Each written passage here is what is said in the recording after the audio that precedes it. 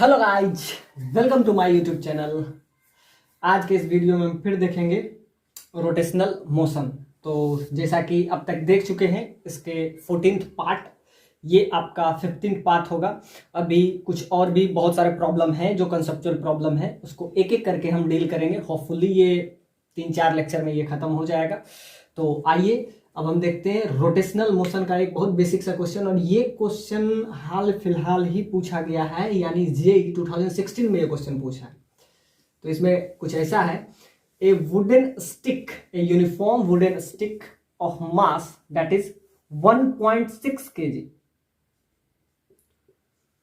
1.6 kg and length that is L, and its length that is L rest in inclined manner on a smooth vertical wall of height h, or h is very less than L, such that a small portion of the stick extended beyond the wall reaction force of the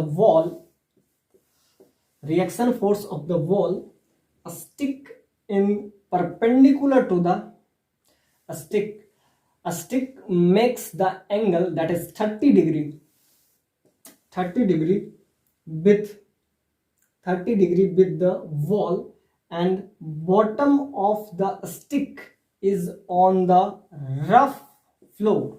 The reaction of the wall on the stick is equal in magnitude to the reaction of the floor on the stick. The ratio of H by L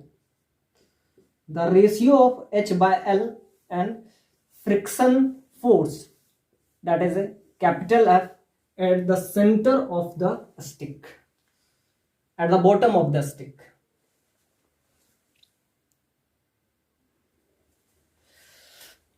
तो इसका figure कुछ ऐसा बनेगा। और last में आपसे पूछा है H और L का रेशियो। बहुत बेसिक सा क्वेश्चन है, हालांकि इसमें थोड़ा सा फ्रिक्शन का भी रोल है।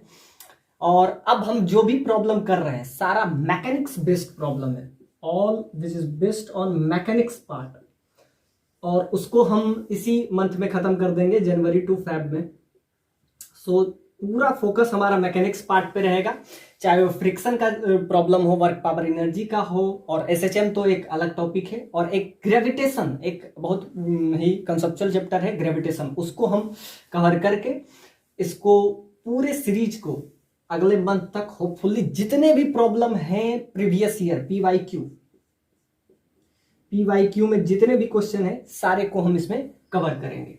इसमें क्या दिया हुआ है कि a uniform wooden stick of mass 1.6 kg and length that is L rest in inclined manner on a smooth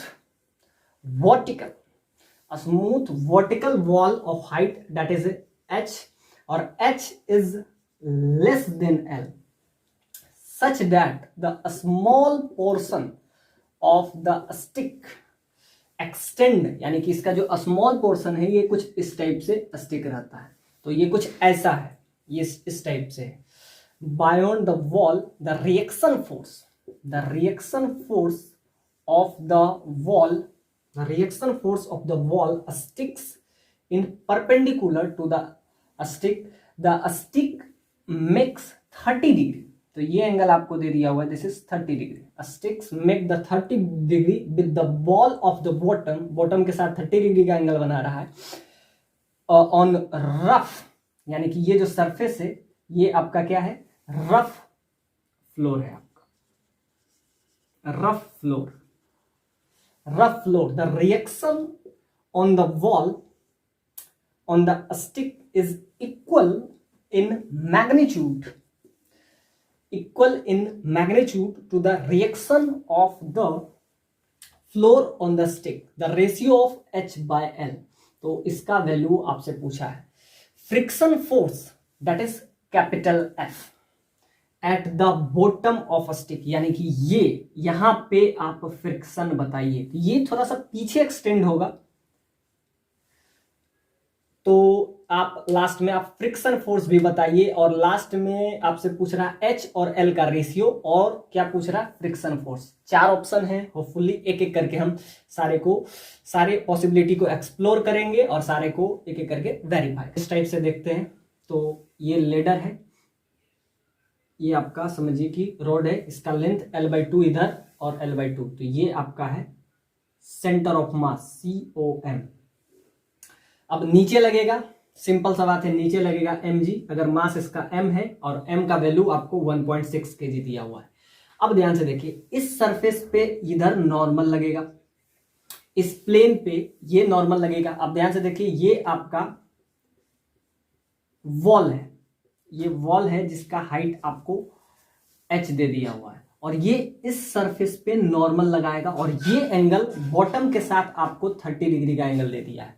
तो ये नॉर्मल है और ये 30 डिग्री, तो इसका एक कंपोनेंट इधर लगेगा, तो ये आपका हो जाएगा n cos 30, और इसका एक कंपोनेंट ये आपका हो जाएगा n sin 30।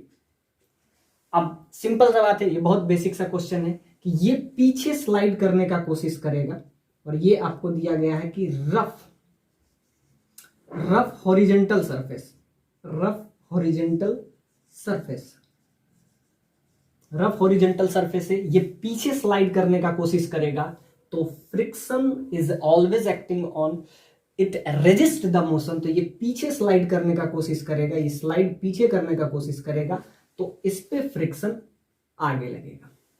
सिंपल सा बात है। और ये इस टाइप से है तो नॉर्मल, क्योंकि इस पे ये टच कर रहा है, इस particular point, this is A, इस पॉइंट को let's this point is A, this point is B, तो ये दो कॉन्टेक्ट पॉइंट है, तो यही आपका नॉर्मल लगेगा। तो ये आपका यहां से लग रहा है नॉर्मल इस पे, यानी कि ये वॉल वाला नॉर्मल है, तो दो नॉर्मल है, एक ये वाला, ये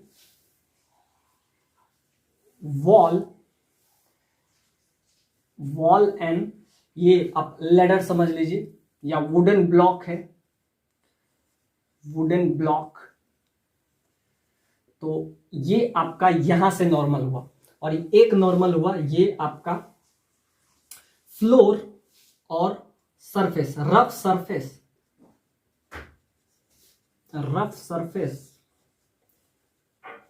सरफेस एंड वुडन ब्लॉक।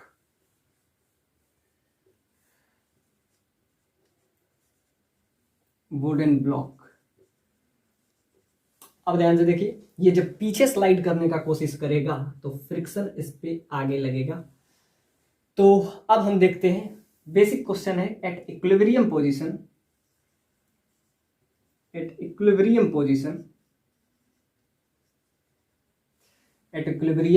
जितना ऊपर फोर्स उतना नीचे फोर्स। तो ध्यान से देखिए, दो इक्विलिब्रियम होगा, एक तो यहां से n sin theta n cos theta, तो ऊपर लगने वाला फोर्स, एक ध्यान से देखिए यहां से नॉर्मल आपको दिख रहा है, क्लियरली फिगर है, तो ये आपका नॉर्मल लग रहा है, और ऊपर लगने वाला एक और फोर्स है n sin 30।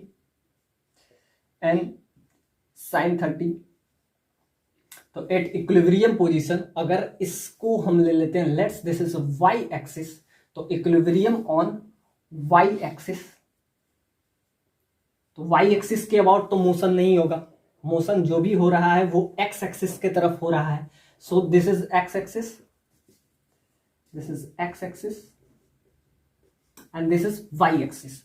So at equilibrium position on y axis, so this is n sin theta, that is equal to नीचे लगने वाला force, that is capital mg, और mg का वैल्यू आपको दिया 1.6 इंटू g10, तो यहां से आपका आ जाएगा 16, तो ये आपका आ गया, दिस इज इक्वेशन फर्स्ट। अब ध्यान से देखिए, अब टॉर्क का इस्तेमाल करें। एक इक्वेशन तो आपको फ्रीली आ जाता है कि y एक्सिस में मोशन नहीं हो रहा है, तो एक इधर लग रहा है इसका n sin 30 और ये आपका n, तो ध्यान से देखिए, एक को ये भी आपका n है, ये नॉर्मल है इस फ्लोर यानी कि ये जो वुडन ब्लॉक है और इस वॉल के बीच में, और एक n लग रहा है ये रफ हॉरिजॉन्टल सरफेस और ये आपका वुडन ब्लॉक के बीच में। अब ध्यान से देखिए, एक इक्वेशन तो बहुत इजीली वे में आपका आ जाता है। अगर हम देखें, इक्वेशन वहां आ गया, और एक इक्वेशन अब फिर हम यहां से ले आते हैं, एट इक्विलिब्रियम पोजीशन जैसा कि वाई एक्सिस में काम किए, ये आपका वाई एक्सिस है, और ऐसे ही काम हम क्या करेंगे एक्स एक्सिस में करेंगे। तो ये आपका आ जाएगा at equilibrium position, equilibrium position. तो यहां पे आपका हो जाएगा इधर लगने वाला फोर्स, यानी कि ये आप समझ सकते हैं up and down, up and down. Up down के लिए ये हम यूज किए, वाई एक्सिस समझिए या ऊपर नीचे, यानी एक दूसरे को बैलेंस करेगा। तो ऊपर लगने वाला यहां से नॉर्मल, यहां से n sin 30 that is equal to नीचे लगने वाला फोर्स एक ही फोर्स है, वो है mg। तो यहां से आपका आ जाएगा। अब क्या है, इसको आप समझ लीजिए लेफ्ट और राइट, लेफ्ट एंड राइट,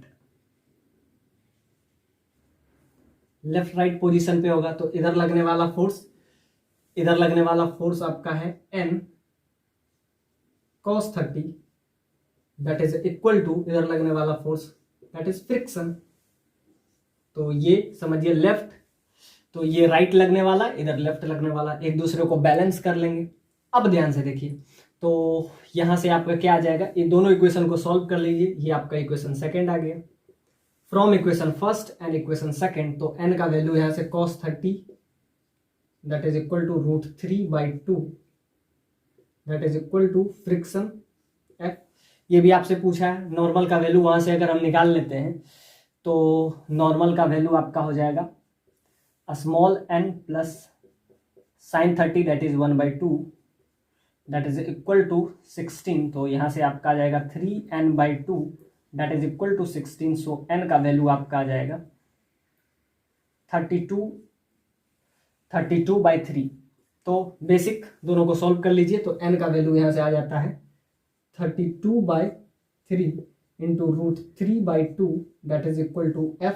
और ये भी आपसे पूछा था कि फ्रिक्शन फोर्स का वैल्यू बताइए, the value of friction force का value. So this is friction force which is acting in this rough surface. तो ये आपका आ जाएगा यहां से, तो ध्यान से देखिए, ये आपका आ जाएगा 16 और ये आपका आ जाएगा √3। सो 16/√3 ये आपका आ गया वैल्यू फ्रिक्शन का।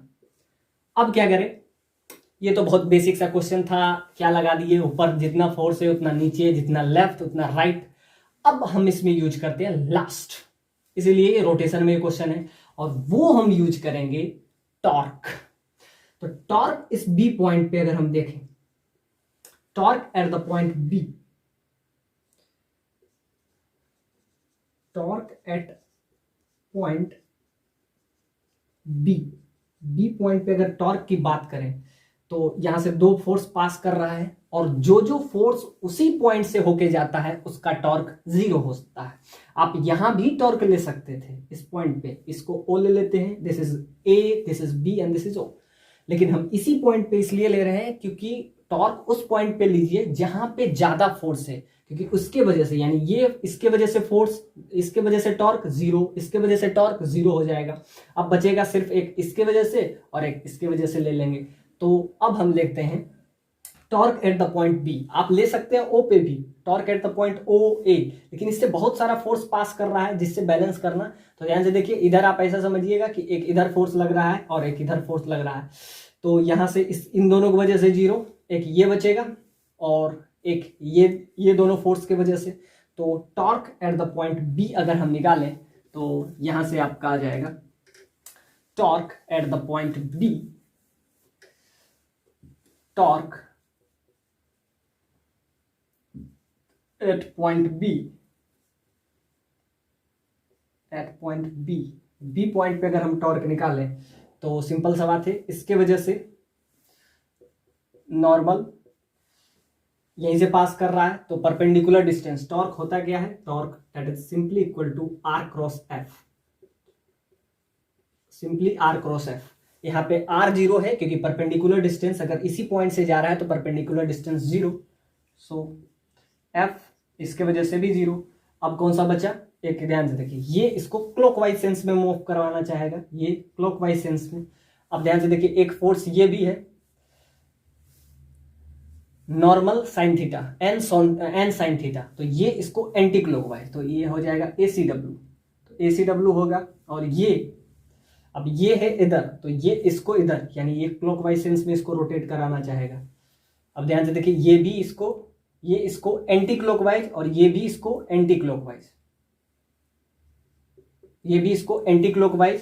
तो ध्यान से देखिए, इन दोनों वजह से 0 प्लस ये क्लॉकवाइज सेंस में है तो मास 1.6 इंटू जी, इतना फोर्स है। और परपेंडिकुलर डिस्टेंस की अगर बात करें तो ये अगर 30 है, ये 30 है तो ये कितना हो जाएगा 60 डिग्री। और अगर परपेंडिकुलर डिस्टेंस इससे देखें तो ये आपका परपेंडिकुलर डिस्टेंस हो जाएगा, तो ये हो जाएगा दिस इज पॉइंट P।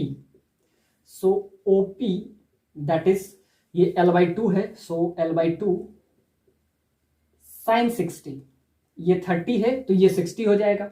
और हमको चाहिए ये दैट इज PB, तो ये आपका हो जाएगा L/2 cos 60।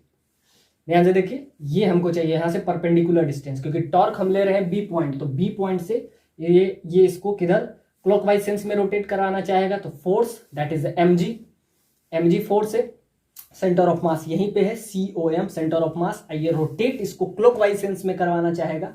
So perpendicular distance, तो perpendicular distance that is BP that is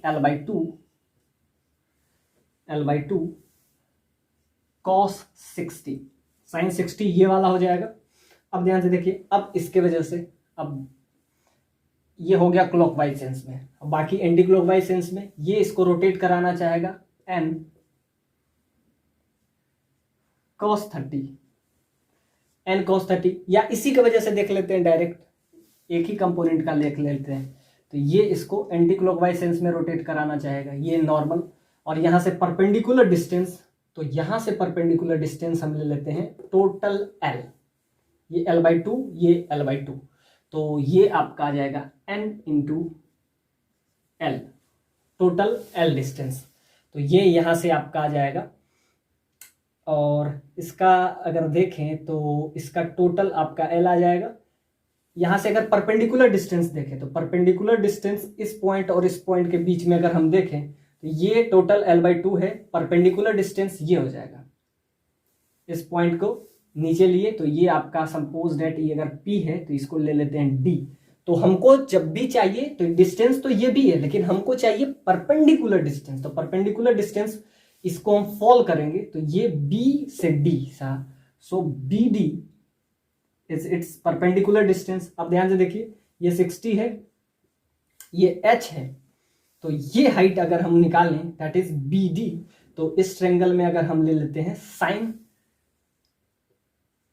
60, तो sin 60 that is H perpendicular, तो इसमें cos 60 ले लेते हैं, क्योंकि हमको H तो हमको निकालना नहीं है, हमको निकालना क्या है, हमको चाहिए B से D का परपेंडिकुलर डिस्टेंस। तो परपेंडिकुलर डिस्टेंस ये इसको एंटी क्लॉकवाइज सेंस में, तो यहाँ से परपेंडिकुलर डिस्टेंस आपका आ जाएगा BD। तो इसमें आपको क्या पता है, तो यहाँ से अगर हम ले लें तो ये आपका आ जाएगा 60 यानी cos 60 that is equal to BP BD by hypotenuse that is L। तो यहां से आपका आ जाएगा BD that is equal to L cos 60। अब ध्यान से देखिए, ये आपका आ जाएगा टोटल L है, उसको हम परपेंडिकुलर गिराएंगे तो ये आपका क्या आ जाएगा, ये साइन आ जाएगा, ये sin 60 आ जाएगा L sin 60। तो ये आपका क्या हो जाएगा L cos 60, तो ये आपका आ जाएगा L cos 60।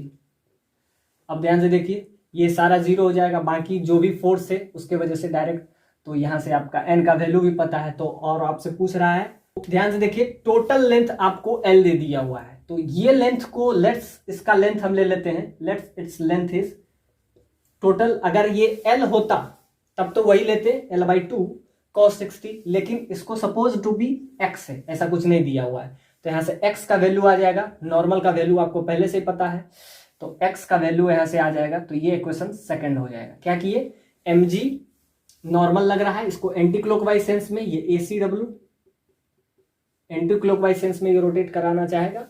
x डिस्टेंस है, सपोज दैट यहां से ये जो डिस्टेंस है ये x डिस्टेंस है, यानी टोटल लेंथ इसका L नहीं है, यहां से x है, थोड़ा सा तो ऊपर भी चला गया है, तो वो रिएक्शन फोर्स लगाएगा। तो यहाँ सपोज डेट यहाँ से डिस्टेंस x है और x का वैल्यू आपका क्या आ जाएगा, यहाँ से नॉर्मल का वैल्यू आपको पता है, नॉर्मल का वैल्यू यहाँ से हम पुट अगर कर देते हैं तो यहाँ से नॉर्मल का वैल्यू 32/3, तो यहाँ से x का वैल्यू यानी 1.6 इंटू जी, तो 16 अगर ले लेते हैं क्योंकि g का वैल्यू 10 सब जगह ले लिए हैं, तो यहाँ पे आपका आ जाएगा L/2 cos 60 that is √3/2 divided by n, तो यहाँ से 32/3 ये आपका आ जाएगा सिंपली x का वैल्यू। तो x का वैल्यू आ गया, तो लास्ट में आपसे h/L का वैल्यू, तो ध्यान से देखिए यहाँ से आप ले सकते हैं h के लिए हम क्या ले सकते हैं, साइन,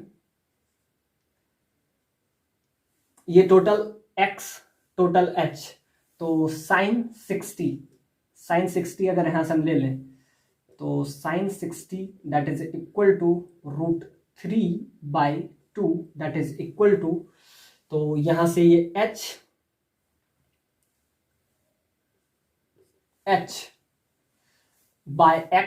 और x का वैल्यू यहां से हम पुट कर देंगे।